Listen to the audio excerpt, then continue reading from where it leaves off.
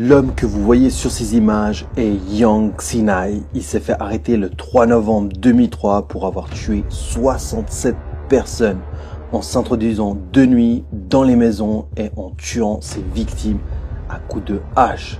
Des véritables massacres. To avoid fainting, keep repeating. It's only a movie.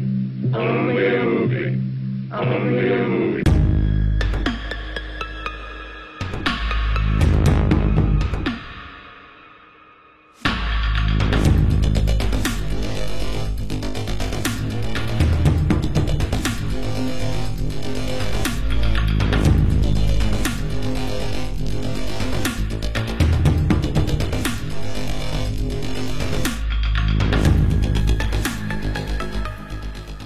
Salut tout le monde et bienvenue dans ce nouvel épisode d'Inside Story. Aujourd'hui, je veux vous parler de Yang Xinai, un monstre qui a effrayé toute la Chine par la cruauté de ses massacres.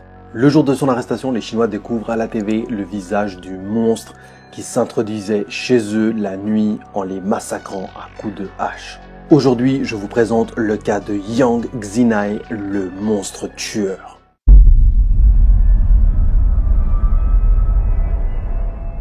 Yang Xinai est né le 29 juillet dans le village de Henan en Chine.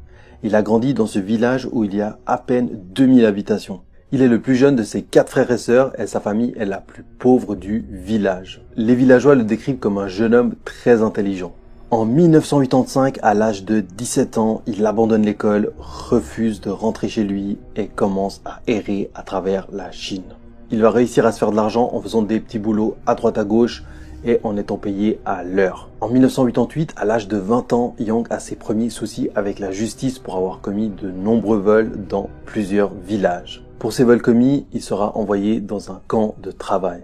Donc franchement, j'étais choqué. En Chine, tu commets des vols et tout, au lieu de te foutre en tôle, ils te mettent dans un camp de travail. Franchement, c'est ouf. En 1996, Yang Xinai est arrêté pour tentative de viol sur une jeune femme dans son village natal. Il écope de 3 ans de prison ferme et pendant tout ce temps qu'il va passer en prison, quelque chose va changer dans l'esprit de Yang. En 1999, Yang sort de prison et peu de temps après, il rencontre une femme qui deviendra vite sa petite amie. Après seulement quelques mois en couple, la jeune femme découvre que Yang a fait de la prison pour viol.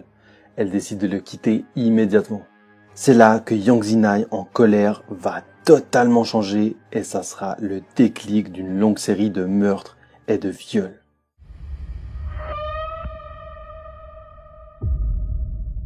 En décembre 1999, Yang Xinai décide de commettre sa première attaque. Pour cela, il se munit d'une hache qu'il avait trouvée près d'une grange et qu'il avait rapportée chez lui.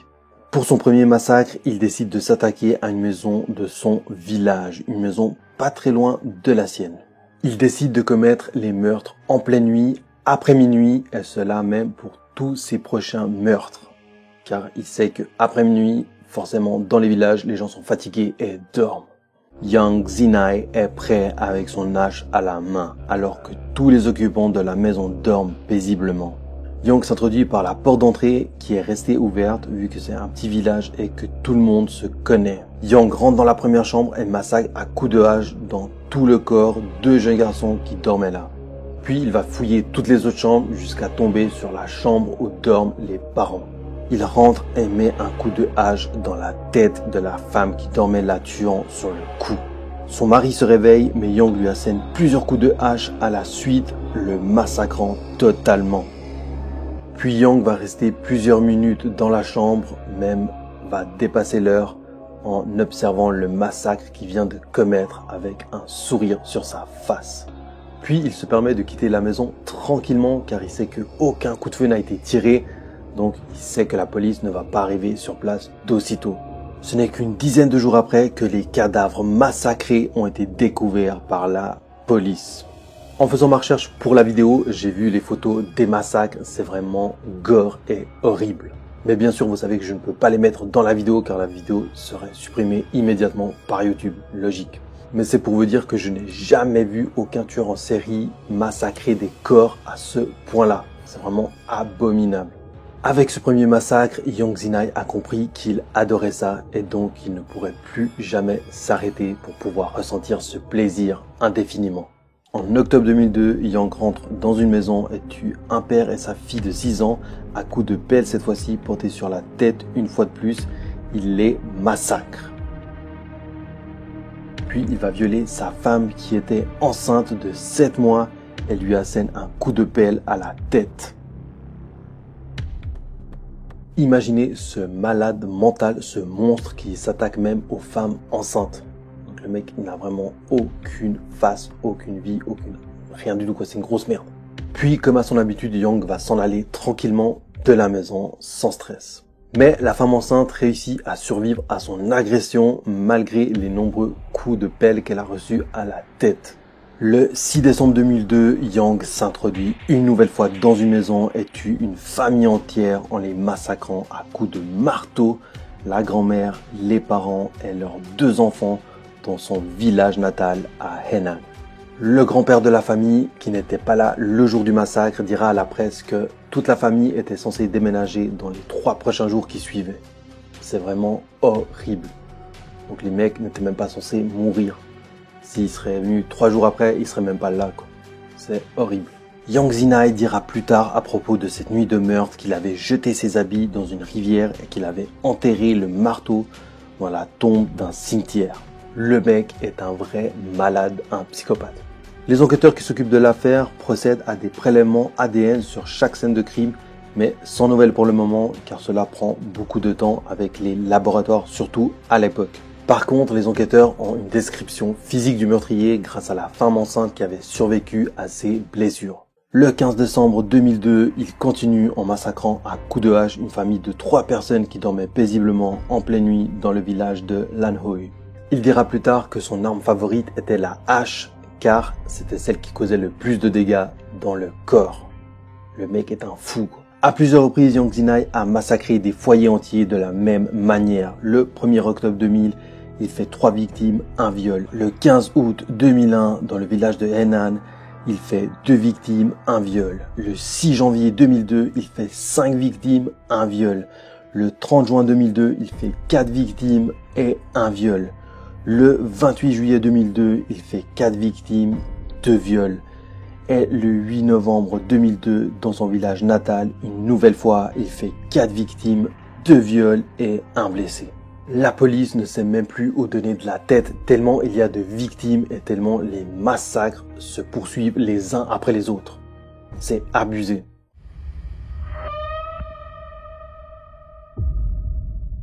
Le 3 novembre 2003, Yang Zinai subit un contrôle de routine par une patrouille de police qui remarque que l'homme correspond étroitement à la description du tueur qui est recherché. Les policiers décident d'arrêter Yang et de l'emmener au poste. Une fois au poste, les agents découvrent qu'il est bien le tueur recherché dans 4 villages pour meurtre. Je trouve que c'est ouf car même si les policiers n'étaient pas sûrs d'eux, ils l'ont quand même arrêté et emmené au poste pour vérifier si c'est bien le suspect qui est recherché. Alors qu'on a vu dans les histoires présentes que je vous ai racontées, souvent la police arrête un suspect qui correspond à la description du tueur et le relâche par manque de preuves. Et là, franchement, je veux dire bravo à la police chinoise. Ils ont vraiment bien fait le taf, quoi. Et pour couronner le tout, l'ADN qu'ils ont trouvé sur plusieurs scènes de crime correspond à l'ADN de Yang Zinai. Donc franchement, on est au top là. Durant son interrogatoire, Yang Zinai fait des aveux de malade. Il dit « Quand je tue, je ressens le désir de tuer à nouveau. Cela me pousse à tuer encore et encore. Je me fiche de savoir si mes victimes méritent de mourir ou non. Je m'en fous. Je n'ai aucune envie de faire partie de la société. La société n'est pas mon problème. » Pendant les 2 heures de son interrogatoire, Yang Zinai avouera avoir tué 65 personnes et avoir violé 23 femmes. Le mec, c'est un taré mental, quoi. 65 personnes, imaginez-vous, quoi. C'est un fou.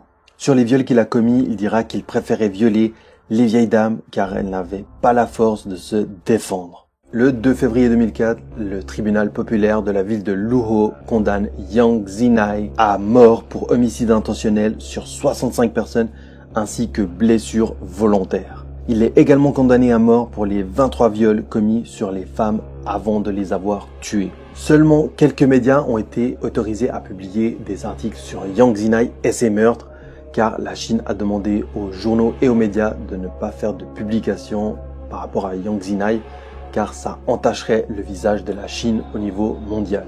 Car évidemment, Yang Zinai reste à l'heure d'aujourd'hui le pire tueur en série que la Chine ait connu et le plus brutal et le plus gore que la Chine ait connu. Le 14 février 2004, Yang Zinai, 38 ans, avance dans le couloir vers sa mise à mort. Il est exécuté par balle dans une cour extérieure à l'abri des regards.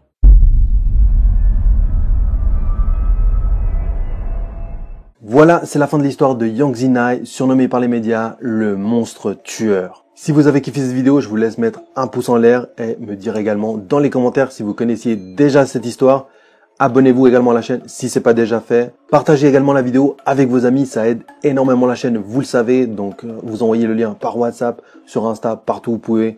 Et comme ça, on peut être plus nombreux sur la chaîne et ça propulse la chaîne en avant évidemment. Merci à tous ceux qui le feront. Quant à moi, je vous remercie tous d'avoir suivi la vidéo jusqu'à la fin. Et je vous dis, fermez bien vos portes et vos fenêtres le soir. On se retrouve à une prochaine histoire. C'était Inside TV.